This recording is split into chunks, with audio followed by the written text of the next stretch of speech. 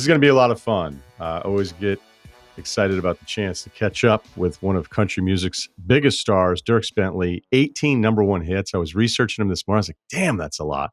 Yeah, crazy. And even longer, I met him over 30 years ago, back when we were just a couple skinny kids trying to figure it out. Dierks Bentley, what's up, man? How you doing, buddy? I'm good, man. It's great to see you. Yeah. There's a lot of stuff that I want to get to, and it's been a little while, but I got my bottle of Row 94 whiskey fresh off the shelves, ready to go. Probably not going to drink it during the interview because it'll probably get out of hand here a little bit. But I'll make it a little more fun. I'll drink for the two of us. What went into this, man? What I know how you are. You were on it early, so full circle here. Well, yeah, I opened up. I don't know really where to start. I mean, it's going to start with that. I opened up a bar called Whiskey Row in Arizona in 2012, but then I'd really have to probably take it back to Vermont with you and the boys, and just all the fun we had up there. I definitely drank a lot of bourbon in those days, and really even further back to just falling in love with country music when I was about 17. And the guy I really liked was Hank Jr. and Jim Beam was kind of synonymous with Hank. I mean, it still is in some ways. So probably that's when I first really started to get into the bourbon. And back then it was more about just how quickly can you get it to your liver. And for many years on the road, a lot like that too. But during COVID, I'd always wanted to have my own, whiskey in my own bars. I just really didn't have time to I needed to kind of really get into it. During COVID, I was able to really kind of use that time to start just thinking about opportunities and exploring avenues to kind of make it a possibility. And so this is the result of that. Last 4 years, I've really put a lot of time into just obviously finding the right, juice and going to a lot of different distilleries to find what I wanted to find, and then work with a buddy to try to get the right price point and just the whole business side of it as well. So the fact that you have a bottle in your hand still is weird to me because I've been, I just can't believe it's actually out after all this time. Yeah, look, Whiskey Row has been a lot of fun, especially I think we hit it up right when it had opened, and we had Super Bowl week that week. That's right, in Arizona. That's right. And so we were posted. I've had like 2 runs through I Whiskey carried my Row. wife out of the bar that night. I remember that real well. I think there was a fight broke out between Kid Rock and somebody, or maybe Aldine and somebody else. Yeah, Aldine was in your corner, and it was funny too because I was with a couple people and we had texted. And I said, we're good. And it was mayhem, right? It was mayhem. Yeah. And your bouncer, I was like, look, I'm texting with him. I know you get 1 million of these a night, but he's like waiting for me to come in. And the guy was like, if you're bullshitting me and I walk you over to him, like I'm taking you out. And I was like, totally understood. Totally understood. And then we get over there and there was a slight delay on the processing. And he looks at me like, what? And then it worked out great. And you're right. Like Kid Rock was next to us. And it was funny because Darius Rucker was with you guys. And he's a huge sports fan. So it was really nice to me. And then he was like, where are we going to next? And then I think Kid Rock grabbed him and he was like, you're out. And I was like, yeah, I would go with Kid Rock too. You got a great memory, dude. That's unbelievable. Well, that was a big moment for me. That was just a night, you've been doing, another night on the road. The stats and highlights over the last, 15 years. And I've been 20 years, I guess. I've just been drinking alcohol and losing my memory. So I think you made the better choice of the long-term health of your mind and body. I love the story. And it's really cool that this is happening now because I was with all the UVM guys that you'd met. For those that don't know, Dierks and I went to school together for a year. And, I didn't really realize it at the time, and certainly trying to fulfill certain things in my career. And I know we talked about this, I think, over 10 years ago on ESPN. So if you don't mind doing it again with the audience, where I imagine over 90% of these people don't know it, is that, and I'll tell part of the story, but I've told the story to other people. I've told it on the air because it's incredibly inspirational. And it speaks to kind of like knowing what you think your purpose is in the face of like, this probably isn't going to work out. But Dierks, we hung out all freshman year. We were good friends. And then just at the end of the year, Dierks tells an entire room of guys in our fraternity, he's like, hey, look, music is in my heart. I need to follow it. And I'm going to Nashville and I'm transferring to Vanderbilt. And dudes are like, what are you, out of your mind? Like you do karaoke by yourself. And you think and it's just, guys can be really tough on guys, especially that group. Yeah. And to think 30 years later, like where this has gone, where you just knew something earlier than most people ever know. And Yeah. it's something all of us still talk about. And I think about it, and it becomes more inspirational when I realize what that was for you to decide to do that. Well, yeah, I still remember. I think it was JP. He's like, we have CMT. You can just watch CMT up here. I'm like, yeah, it's more than that. I actually want to be on CMT. But yeah, it's crazy. Look back on it. I have older kids now that one's learning to drive, and you try to think about that from their perspective compared to the parent looking down and going, they don't have any fear. They have all the confidence in the world, and they're just getting behind the wheel of the car and doing things. And as a parent, you're going, oh my God, it's so dangerous. And I think back about that time of just at UVM and just making that decision. Yeah, there was no fear. It was all just like almost being pulled along by a dream, more like I almost didn't even have a choice. I was just being dragged forward in some ways. And I always feel really lucky to have had that dream and something to chase like that. But, it just, looking back on it, there's a big leap of faith to take, but you find something you love, and I feel really lucky about that. And just like you have, and a lot of our friends have, and you find that thing that you love. You feel so fortunate because it gives you something to aim for, to shoot for, and whether it works out or not. Like a lot of songs talk about, the journey is sometimes more important than the actual results, and just to go chase something and take a shot at it. There's a lot of guys that, I'm here on Lower Broadway. I'm in my bar right now here on Whiskey Row in Nashville. And I think about a lot of guys that I used to play with on Lower Broadway back in the early 2000s, late 90s, early 2000s. And some of those guys didn't go on to get a major record label deal and all that stuff. But I still see them now on the backside of it all, and they got kids, and they're coming back from hunting or something, or I see them at a sporting event. Life's kind of the great equalizer where you all meet up again at some point down the road, right? No matter what you did, the stories you want to tell are like, hey, what did you go for? What did you shoot for? Tell us how high you went. No one wants to hear about the landing. Just what did you take a shot at? And so I feel fortunate that I had this thing to chase down. Same time, there's so many great stories out there, and I love catching up with people I haven't seen in a while and hearing about what they did. But just it was wild how it all worked out for me, for sure. But just to put it like fully in perspective, you're 18. And we've gone through our freshman year. You weren't in a band. No. You just really liked country music. I loved it. So did you have internal debates? And just for the record too, like Dierks was actually like book smarter than all of us too. But did you have some? Yeah, you were. I never, I know I look back at my GPA in high school to see what I had. I was like a 2.7 cumulative. And then in college, though, that freshman year at UVM, I knew I was going to transfer. I think I got my highest GPA ever, which was like a 3.4. So I wasn't that smart, but I was smart for the one semester that I really needed to be smart, which is that fall semester at UVM. I just retook a bunch of courses over again. Well, what you did was the legendary. Guys still talk about it. You would hit up all of us, be like, "Hey, it's Tuesday. You want to do something?" Be like, "It's Tuesday." We're like, "You can't do anything." And be like, "How is this guy going to pull any grades together?" And then like 2 weeks before finals, the guy would disappear. He would go in a hotel, like study his mind, like, and then he would take. I think you took all of your exams like on the same day, so then you could ski the rest of exam week while the rest of us were all freaking out. Yeah. I wish we just all stayed in Vermont. I mean, what a great state, looking back on it now. I mean, there's just so much outdoor living in Vermont, but Nashville's a big city. Yeah. A few more recording studios there, but whenever I'm back, I usually go back every summer. And if I go to JP's and then it comes up that like, no one will ever believe me. I'm like, he started right over there doing karaoke, but none of us could ever get in. I usually go back for I had a grandmother, she passed, she was 94. So it's, so I always had family that was up there. But then I don't know how much you know, but when everybody left and had graduated, I still had another semester. Yeah. So I stayed, and it was funny because I'd always thought that everybody said like, oh, UVM 5 years and it's going to be great. All these guys, and everybody graduated on time that year. Like nobody was around.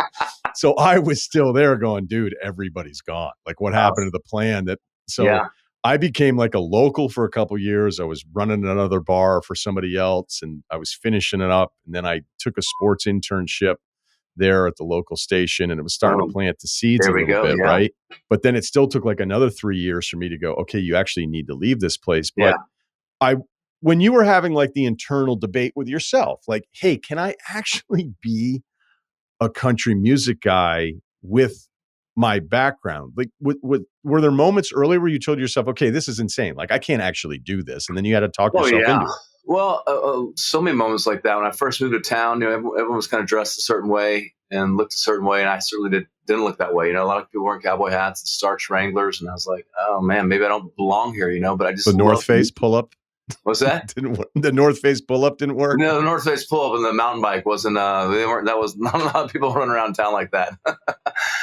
But I just love the music, man. I love the music. I can't. I mean, how many nights I spent with Harlan, listening to Hank Jr. drinking, Jack and Cokes or Beam and Coke. I just love listening to it. And so I got a job at the Country Music Association the first day I got here, an internship, just to kind of try to find a route. And really what happened for me, I was listening to music all over town, trying to write songs, but I walked into a bar called the Station Inn, which is a bluegrass, like hole in the wall acoustic music dive bar. I mean, popcorn and cold beer, but all they serve in there. It holds about 200 people. Looks like a jail cell on the outside. It's still here, surrounded by multi-billion-dollar, high rises now. But back in the day, it was the only thing in this part of town. I walked in there, and there's a bunch of guys my age playing banjo, fiddle, mandolin, upright bass, and they're singing bluegrass songs I'd never heard of. But they're also doing a bunch of Johnny Cash and George Jones songs as well. So. And it's just a great community. It wasn't about your clothing. It wasn't about your starched Wranglers and your cowboy hat. These guys were wearing tennis shoes and baggy jeans, It was all about the music. It was about the love of the music. And I fell in with that crowd. And that's kind of where I got the foundation to do my, to start from. So, yeah, wild ride. No, there's definitely no course planned out or, agenda or help. I didn't know anybody here at all. But just followed my muse and followed the love of the music, and it led me to here, talking to you, catching up, drinking some bourbon. What was the first? Okay, I'm actually going on stage to do this moment like for you. What was the first? What? Being on stage where it's real, like I'm actually going to sing. Yeah, for me, it really started just little random gigs where I'd play for somebody's crawfish New Orleans, national party for Mardi Gras or some sort of wedding thing, or a backyard barbecue or a tailgate party where I had my PA system was very small and powered by a generator, where every time I touched the microphone, my lip would like get numb from a shock because it wasn't grounded properly. But I remember the first time, and I don't remember much. I mean, my memory is so bad, but I remember the first time I walked out of the house I was staying in with my guitar in my hand, holding the case of the guitar and thinking I was walking to a gate to go get paid. And I remember thinking how cool it was to actually be making money with my guitar. I was like, wow, this is crazy. This is so cool. I'm actually going to a gig right now. I'm going to get paid, because I've been walked to the house many times to go do writers' nights and go perform in places for free, but actually have a gig and that was a good feeling.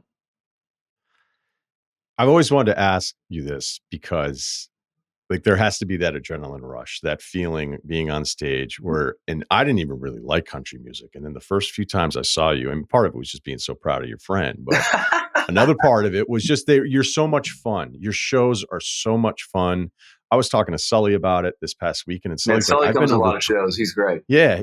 He's like, I've been over 20 times and I don't even like country music that much. He goes, I just have so much fun. Like, you created an atmosphere, a fun atmosphere with these shows. Do you ever you have to, because all of us, like, granted, I'm just on air talking about sports, but be like, I don't have it today. What are the days like when you have to go out on stage? Like, I am worn out, and yet everybody's expecting you to be at your best. I am tired a lot on the road. I talked to Keith Urban and I were talking about, like, what does it take to be a country singer? And like, the first requirement is just like, are you able to get by without a lot of sleep? For any probably traveling salesman, which is kind of what we are.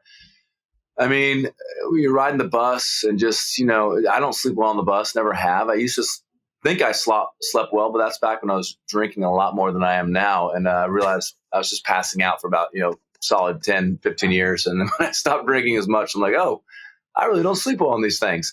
And that led to all sorts of other problems. But it's so fun though. Yeah, it's a little tired. Everyone's tired. The crew's tired. Those guys get up so early to start hanging lights and sound, and so we're all kind of in that same weird space together. But come 5 o'clock, I usually do a little performance for some VIP folks, and I do some meet and greets. And showtime, you start mixing a drink and walk out on stage, and boom! It doesn't matter if I haven't slept for days on end or if I just had the best night of sleep ever before. It's always the same feeling of like pure adrenaline, excitement, joy, wonder, gratitude, fear. It's all mixed together, and you're just for the next 2 hours. It's just a total roller coaster. It's the only time in my life where I'm totally present. And I've read a lot of books on presence. The older you get, the more you're kind of getting that whole mindset of like trying to be present where you are. I'm not very good at it. I'm bad about being on my phone. I'm not good at it. But when I'm on stage, I think part of the fun of entertaining and doing that is that you're just there.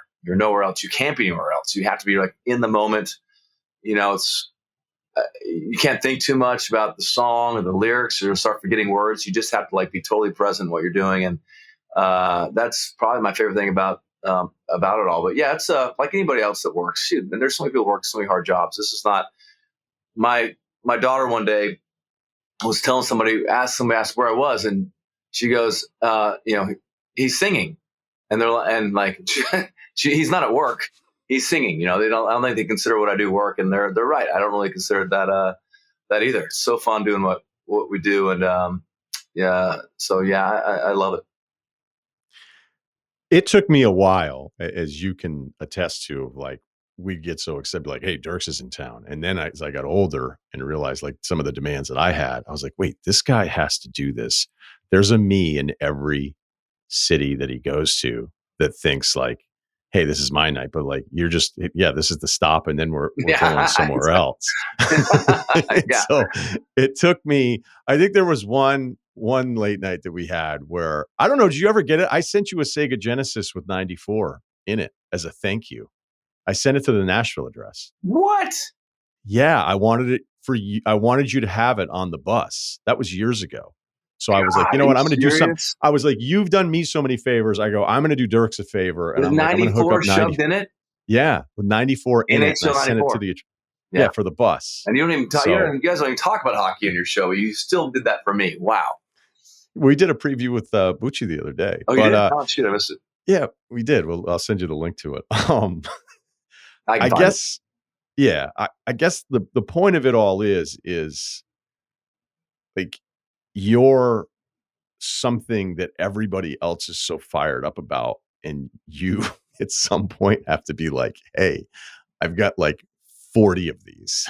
Right. No, I love it. I mean, having friends at the shows, when you come out and friends come out, it really is what makes the shows unique for us. And I have to do it a certain time of the day, the show. It's managing the cell phone, and which just summer requests, because you got people who are coming to the show that night. You got people that are hitting you up about a show in 2 weeks. You got people hitting you up about a show in a couple months, and there's several interactions back and forth per text. Yeah. That's just something I had to kind of categorize and do at a certain time of the week. But I love walking in the room and seeing who's there. And I guess spend a half hour, whatever it is, sometimes longer, catching up with people. Sometimes after the show too. It really makes the show fun because you see the show through your friends' eyes. They're so excited to be there, and stuff that you kind of don't take for granted, but stuff that just kind of feels commonplace now. I get to borrow like your excitement when you come out, or Sully comes out. I get to borrow his excitement and make that my own for a little bit.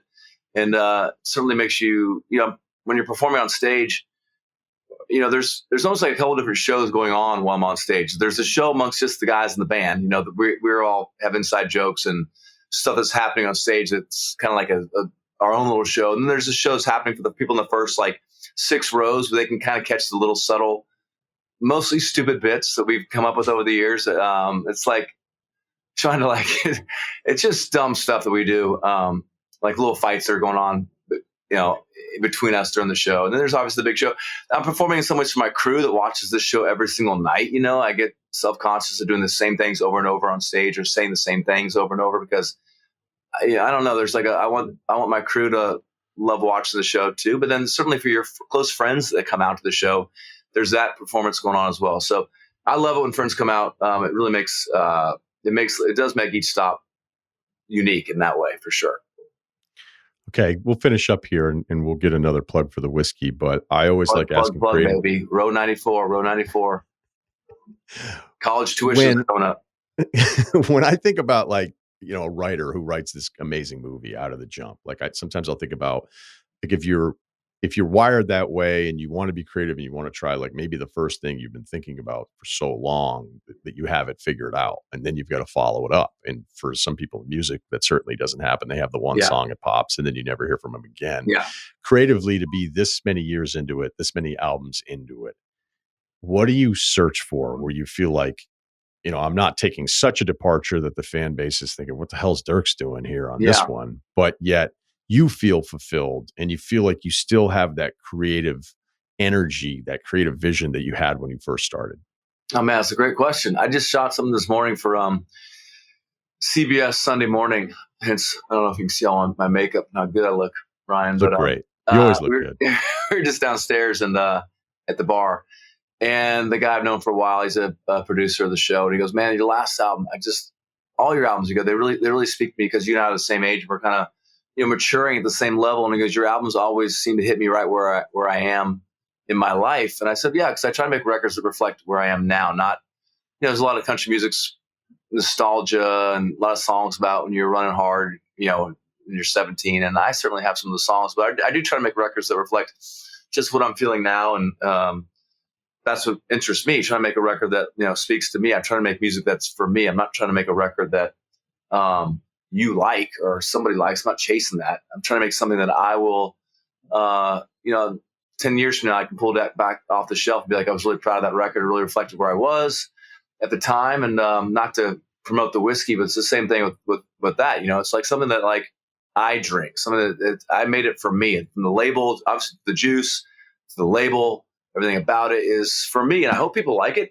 But I ultimately kind of made something that I would like. So just the music, like this next record I'm working on, I'm always waiting for some sort of theme that excites me. The last record, Gold, the record before that was called The Mountain, and I had moved to Colorado. I lived there for a little while. Gold was kind of that song. It might be gravel, but it feels like gold. It always made me think about Nashville. It's coming back to live here. There's a lot of things I did not like about Nashville. I've been there too long and kind of grown a little weary of some of the big city stuff, but it's such a great town, and I think that song was one of the last songs I wrote for the record. And it was a little bit of just like, man, there's a lot of gold in this town. I kind of need a little bit of a break from it. So this next record, this next record is going to come out in June. So I got a little ways to work on it, but the feeling right now is just about songs and about the writing community in this town and how many great songwriters are on this town and how the song always seems to find you. There's always a song out there that comes and like finds you and takes you back to a certain place in your life or the past or present. And so it's really, I think this album's really going to focus just on songs and just how they hit me and how they really steered my life and kind of some ways a love letter to Nashville, all the great songwriters here. Well, I can't wait, man. I mean, you've gotten me to dig into country in a way that I never would have when we first met. It's hot, man. Country music's never, just think it can't get any bigger. It's like, it's just everywhere right now. It's crazy. I had to drive for like 12 hours straight. I was in Iceland. I couldn't find a hotel on one side of the island. So I had to go all the way back. And I just was like, you know what? 12 hours and the sun wasn't going down. It was just right at me. What were you doing in Iceland? I just went, man. I went for like 10 days, explored the whole I drove the entire outer ring of Iceland in 10 days. Yeah. Did you go by that airplane, the Black Beach, the airplane that crashed on the beach? Yeah. Yeah. Oh, yeah. I almost got my Land Rover stuck there. Yeah. Wow. Yeah. Because I rented it. I was there for about 72 hours, maybe, and working, but I'd love to go back and hang. Well, we'll do it. I think Nashville's Reykjavik's a lot smaller. Flights to Iceland. Nashville's getting a direct flight to Iceland. Isn't that crazy? It's not that far. I flew from LA to Minneapolis, and then from Minneapolis to Reykjavik, it was, I think, 4.5 hours. Yeah. And I started thinking, I might meet someone this week, and then I'll just commute long distance Iceland. Like, this is that's a thought that's never crossed my mind in about 20 years, but I'm glad you're out there living the dream. All right. So final word on row 94. Row 94. I like that you said you like it. So that means, because I know you, that you weren't going to do this unless you liked it. I'll tell you what, next time you're doing the Redondo Beach thing or whatever, I'll organize a little tasting party for That'd you be at fun, one of the dude. spots in town. It had to be something that was like 4 years old. So it's like, it's old. It's not like new whiskey. There's a lot of stuff out there that's being promoted I know the guys aren't drinking behind the door when the door's closed because nobody's drinking young whiskey. So it's 4 years old, and it's from the 10th oldest distillery here up in Owensboro, Kentucky. And to me, I always say, country music's where is in Nashville and bourbon's in Kentucky. If it's not from Kentucky, I don't want to drink it. But I love the way it turned out. It's good enough for a fancy place. It's good enough for JP's there on Main Street in Burlington, Vermont. It works everywhere. Red Solo cup or a rocks glass. So I love the way it turned out, and I'd love to have some with you. Love to hear what you think of it. Yeah, I can't wait. Bourbon? We're gonna get. Yeah, I do. I would say not your go-to. It's not my go-to because it's a special occasion. I think the Jim Beam run that we went on. Yeah, I didn't drink brown liquor for a while after those years, but I remember. I think it was like 10 years after, and somebody was like, "You used to drink Beam with Coke all the time." I was like, "Do you want one?" And I go, "You know what? I loved him. Let's do it." And then, you're a little bit older. You go, "How did we drink this, I know, this man. much?" Well, the Coke just kills it. That sugar is like, I can't believe we drank it that way. What the hell's wrong with us? Yeah. Well, at least we figured out the answer at some point. Again, Row 94, check it out in stores now. We should get a case up to JP's. And as you know, every time I get a chance to catch up with you, man, I'm just so happy for you. So proud for you, man. Thanks, dude. Likewise, your success, man. Absolutely.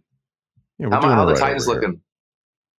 Not good. Not good at all. But are you more of a hockey guy still?